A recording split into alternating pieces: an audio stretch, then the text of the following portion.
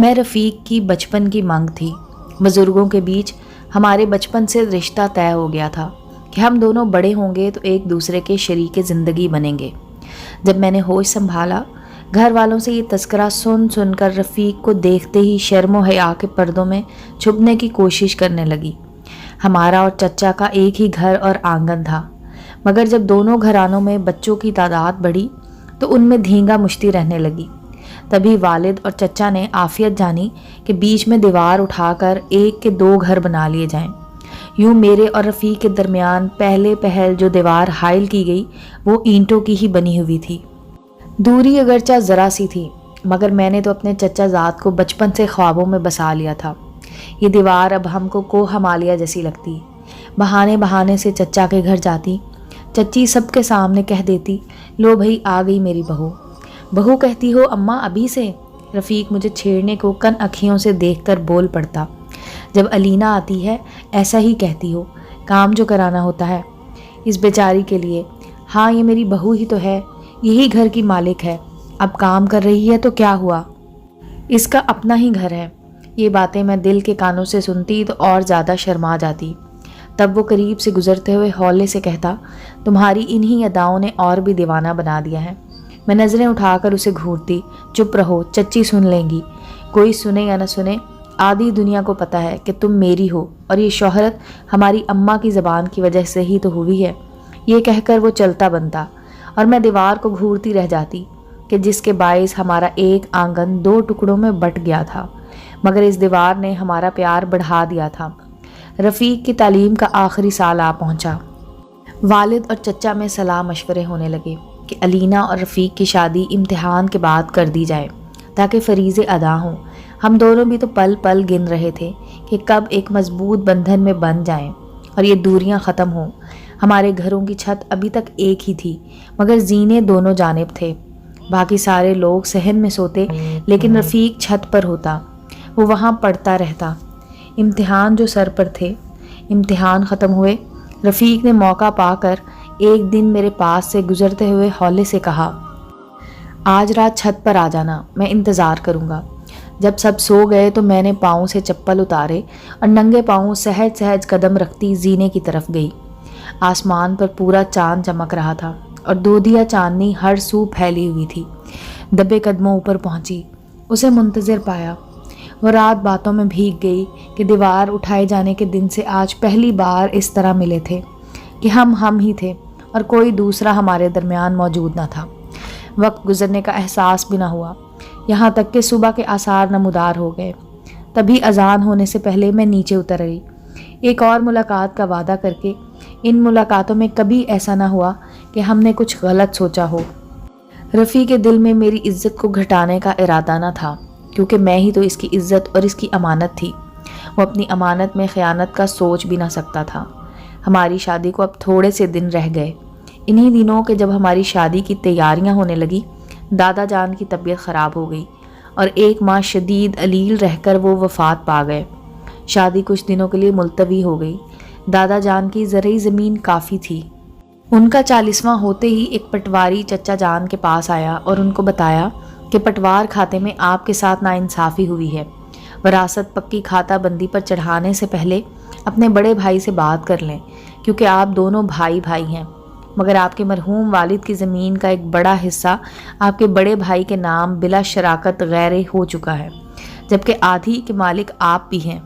इंतकाल ज़मीन से कबल इत्मीनान कर लें, वरना बाद में कुछ ना होगा। चचा जान ने बाबा जान से इस मामले पर बात की तो उन्होंने कहा, ये वालिद खुद करके गए हैं, मुझे इल्म नहीं है इस बात का। तो अब हम इंसाफ से ज़मीन का आधा आधा बंटवारा कर लेते हैं। अभी खाता बंदी पर किता नहीं चढ़ाया गया, इंसाफ हो सकता है। जो किता वरासती तौर पर अज खुद आधा आधा हम दोनों भाइयों के हिस्से में आ रहा है, वो तो हकदारों को शरई लिहाज से ठीक मिल रहा है। लेकिन जो किता वालिद अज खुद पहले से मेरे नाम कर चुके थे, वो मेरे ही नाम रहेगा। इसमें तब्दीली आपकी ख्वाहिश के मुताबिक नहीं होगी। ये बाबा जान का अपना फ़ैसला है, हम इसको तब्दील नहीं करेंगे। वालिद ने जतला दिया, लेकिन ये तो बेइंसाफ़ी वाली बात है। तमाम जायदाद में हम दोनों ही आधे आधे के मालिक बनते हैं। इंसाफ का तकाजा यही है कि दुरुस्ती कर ली जाए। मालिक आप बनते होंगे, लेकिन वालिद ने सोच समझ कर ऐसा किया था। नाइंसाफ़ी मैंने तो नहीं की है बड़े भाई, मगर है तो ये नाइंसाफ़ी ही ना। तो अब हम इस मामले को दुरुस्त किए देते हैं। दुरुस्ती किस बात की भाई? वालिद ने ग़ालिबन मेरे बच्चों की तादाद के हिसाब से मुझे ज़्यादा ज़मीन दी है। देखो ना शकूर भाई, तुम्हारे 3 बच्चे हैं जबकि मेरे 6 हैं। तुम्हारा एक ही लड़का है जबकि मेरे हिस्से की ज़मीन मेरे 5 लड़कों में बटेगी, तो हर एक के हिस्से में क्या आएगा? बाबा जान ने सोच समझ कर ही बंटवारा किया है। अब्बू अपनी बात पर अड़ गए तो चचा अपनी बात पर। इस तरह हमारी बनी बनाई बात जायदाद के बंटवारे के इख्तलाफात पर चढ़ गई और शादी का मामला खटाई में पड़ गया। बरी जहेज सब तैयार, मगर शादी की तारीख आगे ही आगे सरकती जा रही थी। इधर मैं और रफ़ीक जिस दिन के लिए घड़ियां गिन रहे थे, वो आगे ही आगे सिरकता जा रहा था। ऐसे में मोहब्बत की शिद्दत और जुदाई से तड़प पैदा होती है। अब छत पर सोने का मौसम नहीं था, फिर भी रफ़ीक छत पर कंबल लेकर सोता था कि शायद मैं किसी दिन ऊपर आ जाऊं, मगर मैं काफ़ी दिनों से ऊपर ना जा सकी। उधर ज़मीन के तनाज़े ने संजीदा सूरत इख्तियार कर ली और फिर एक दिन ऐसा आया कि चचा जान ने शोर डाल दिया, बल्कि आसमान सर पर उठा लिया कि मैं बाकी का वो आधा हिस्सा भी लेकर रहूँगा जो मेरे नाम बाबा करके नहीं गए। हमारी शादी की तारीख धरी रह गई और दोनों घरानों में बातचीत बंद हो गई, बल्कि मुकदमाबाजी का अंदेशा सर उठाने लगा। मेरी और रफ़ीक की बुरी हालत थी। जिस रोज़ बहुत ज़्यादा झगड़ा हुआ, उस रोज़ रात को मुझसे ना रहा गया और मैं छत पर गई। हम फ़िक्रमंद बैठे थे। उसने कहा, रफ़ीक, अगर बाबा जान और चचा जान में सुलह ना हुई तो हमारा क्या बनेगा? ऐसा ना हो कि ज़मीन के इस तनाज़े में हम हमेशा के लिए बिछड़ जाएं। रफ़ीक बेहद परेशान था, ताहम उसने तसल्ली दी कि जो हो जाए एक होकर रहेंगे। उसकी बातों से मुझे ढारस मिली और मेरे आंसू थम गए। उसने मेरा आंसुओं से भीगा हाथ अपने हाथों से साफ़ किया और पहली बार जुदाई के अंदेशों से हम अंदर से कमज़ोर पड़ गए। मैंने उसके कंधों पर सर रख दिया और उसने मेरे हाथों को अपने होंठों से लगा लिया। आज की इस अजीब कैफियत ने हमें अंदर से हिला डाला था। शायद कि इस कुर्ब का दाग हमारे माथे पर लगना था। चांदनी रात के सहर में हमने खुद को इन कमज़ोर लम्हात के सपुर्द कर दिया।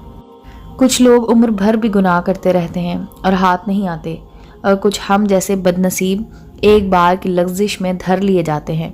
बात की परेशानी ने हम दोनों की नींद उड़ा दी।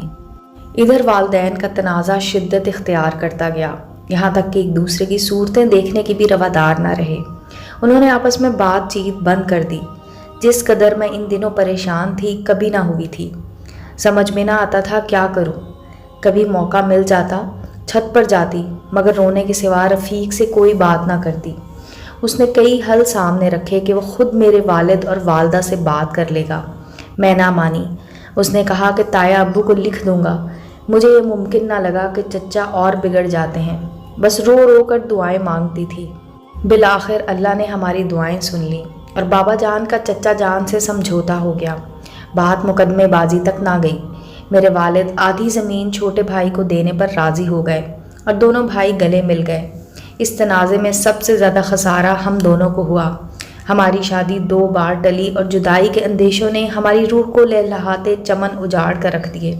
सबसे बढ़कर बदनामी का ख़तरा था, क्योंकि रफ़ीक इस नहज पर सोचने लगा था कि मुझे घर से भगा ले जाएगा, जबकि मैं भागने पर मौत को तरजीह देती थी।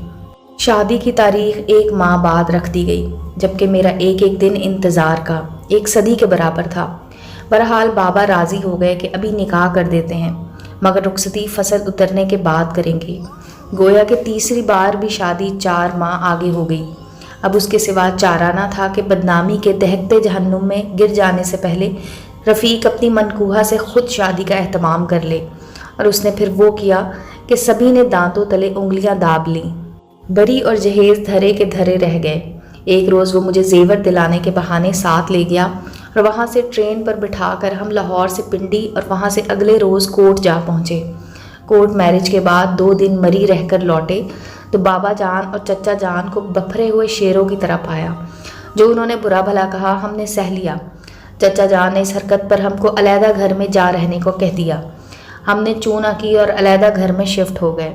साल भर किसी ने मुँह ना लगाया और ना बात की। एक रोज़ मेरी वालदा ने संदेशा भेजा कि तुम्हारे बाबा जान बहुत बीमार हैं। دیکھنے آ جاؤ، وہ تم کو یاد کرتے ہیں۔ میں اور رفیق ڈرتے ڈرتے گئے۔ اس وقت ہمارا بیٹا رفیق کی باہوں میں تھا۔ بہرحال ہم دونوں نے ان کے قدموں کو چھو کر معافی مانگی۔ بزرگوں کا دل بڑا ہوتا ہے۔